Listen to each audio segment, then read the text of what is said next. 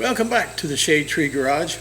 And when I started this video, my intent was to take you through the whole process of removing the trim from this door. However, I don't think YouTube's decency standards would have accepted my video unless I muted the entire thing. Cuss, cuss, cuss was the main ingredient, I think, due to my frustration. Now, you know, when you're looking at the, let me get this little piece here. When you're looking at this chrome, it doesn't take a lot to hold it on, does it? Wait a minute. All right, here's one of the clips. It doesn't fall out. That's one of the clips used to hold the trim on. It just spring-loaded, pops in the hole, and it holds it tight. Well, they hold it real tight. Now, the problem with, let me set this back over here.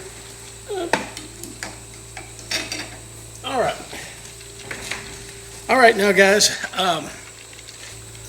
you know, when you were a teenager, remember the old one-liner you would tell people, I do my best work in the dark. Well, the trim on this door really put that saying to the test, because you could see one of the fasteners on this door through the access panel, and that's it. You had to, as Olivia Newton-John sang to John Travolta in You're the One That I Want, you have to feel your way, and that's exactly what you have to do.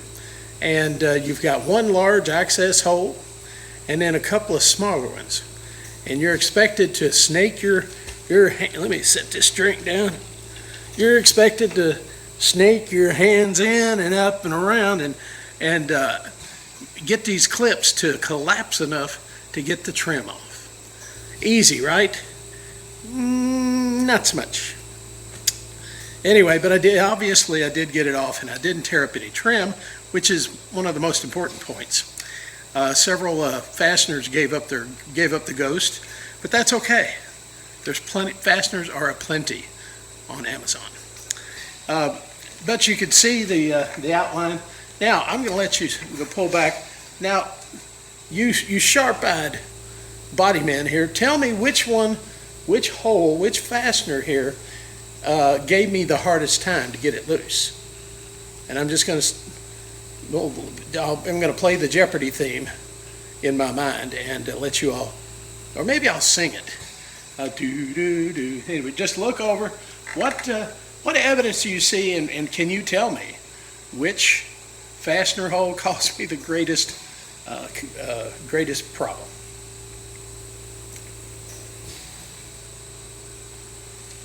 Well, if you thought that one, but a good try. All right, let's go up here to the front of the door. This one. You think that one was? Well, now on the other side of the door, this fastener had a screw. It had a screw type clip on it that screwed in. This one had the spring type.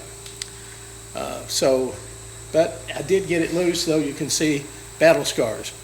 And of course, if you picked number 2, that's it.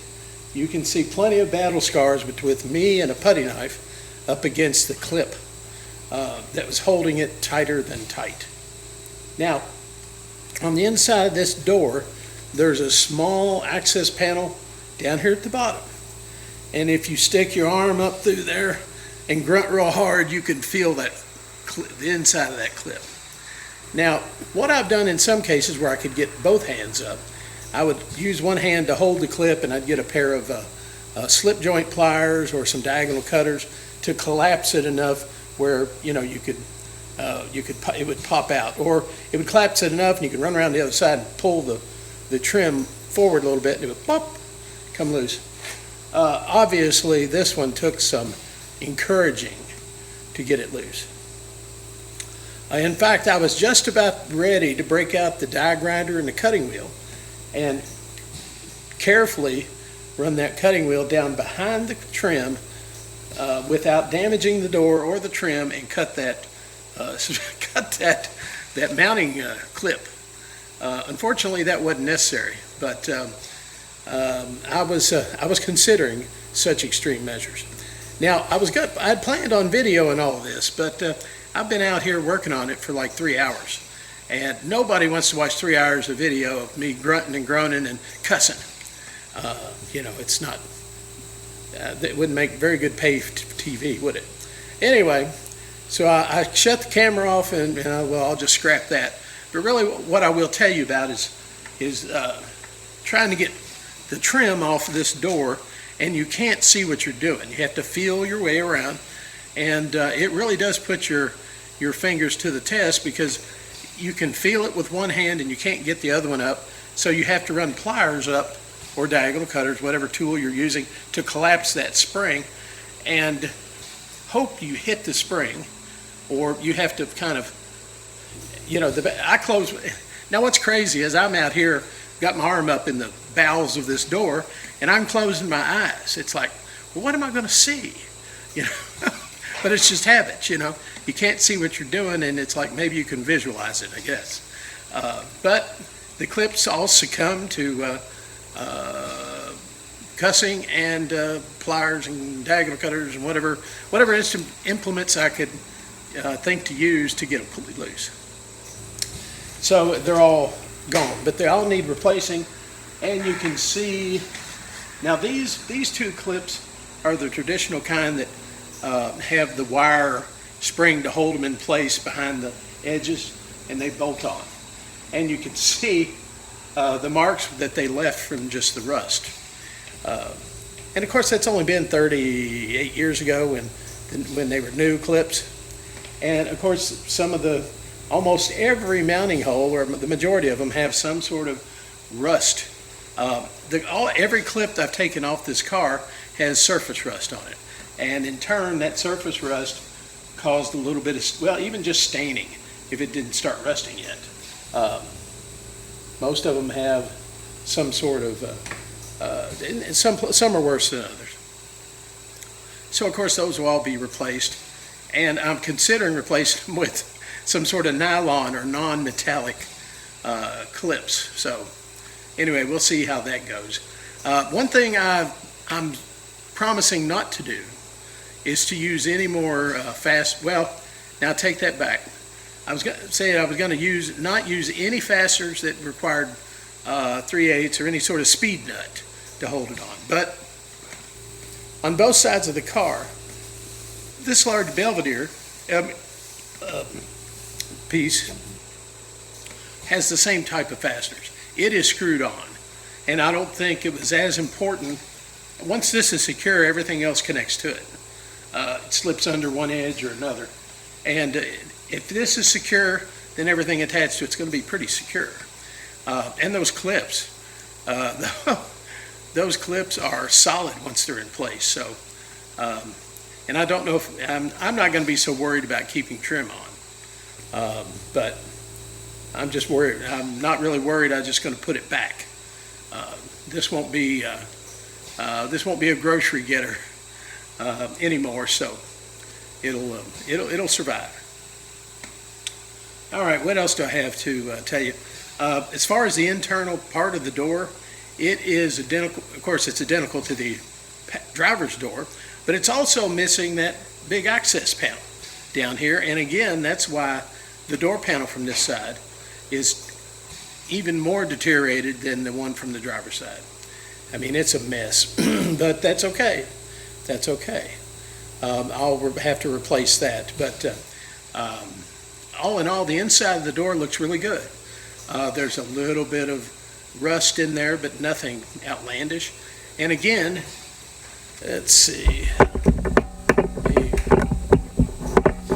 back up out of your way. This door right here has a rust, and again, that's caused because there's a pocket behind it. That's this pocket behind it because of the way the door skin wraps around the door shell. And I'm debating on what to do with these spots, because both doors have some rust evident this up.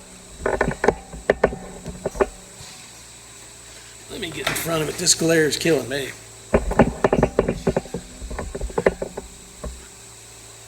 All right, both doors have evidence of some rust, bubbling rust under both corners of both doors. And again, it's because just the way it's manufactured, moisture gets trapped in those corners because they're higher than the drain holes. So I think that's, I'm not sure. I'm going to cut metal and try to get a good visual inspection and see how bad it is. Because anytime, you know, the rule of thumb for me has always been if I'm doing rust repair, I'm going to be careful and cut out. I don't want to cut out good metal, but you got to cut back far enough to get the other ancillary rust spots that are going to come through in the next 2 or 3 years. And I've done that. I replaced a quarter panel on a Nova, and it came out great, or I will say partial quarter panel, the lower quarter panel. Well, I didn't cut high enough over the wheel arch on the quarter panel, and within 2 years I had some rust bubbles coming up. And I'm like, well, you know, had I used more of the panel instead of cutting it down, you know, that was a rookie mistake. And anyway, but the car still looked good. It's just aggravating when you think you've got the rust under control and you've got it cut out, and then you missed. Now I will tell you, on my '55 Chevy, I had it for 34 years and had the fixed rust in the bottom corners of both doors of that car. And over 30 years, some more rust was bubbling up around where it was fixed.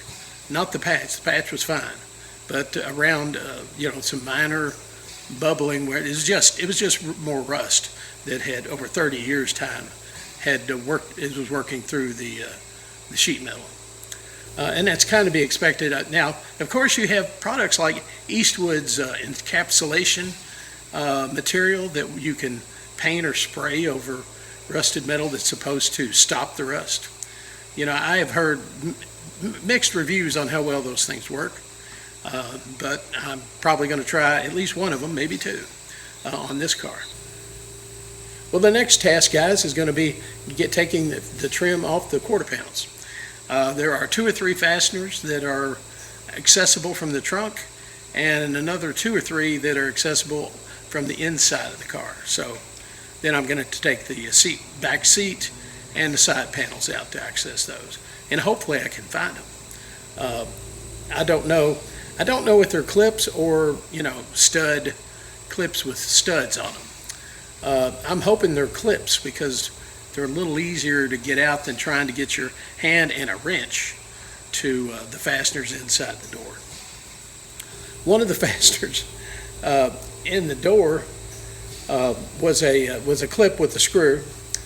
Well, it was up in the middle of the door, and I could get my fingers on it, but I couldn't get more than just my fingertips up there.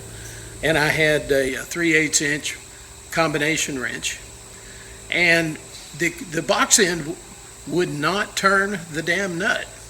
It was just a little bit big, and it just kind of hopped around, you know. And so I had to use the open end part of the wrench, 3/8 inch, and that engaged the speed nut and got it off okay. About a 1/16 of a turn at a time, though, because the wrench, there just wasn't a lot of room for the wrench to travel, and so it took a very long time. And a couple of times I wondered, is this even turning? Because it had a long stud on it, and you're turning a bolt a 1/16 of a turn at a time. Well, anyway, I'll have stories to tell my grandchildren and great-grandchildren, I guess.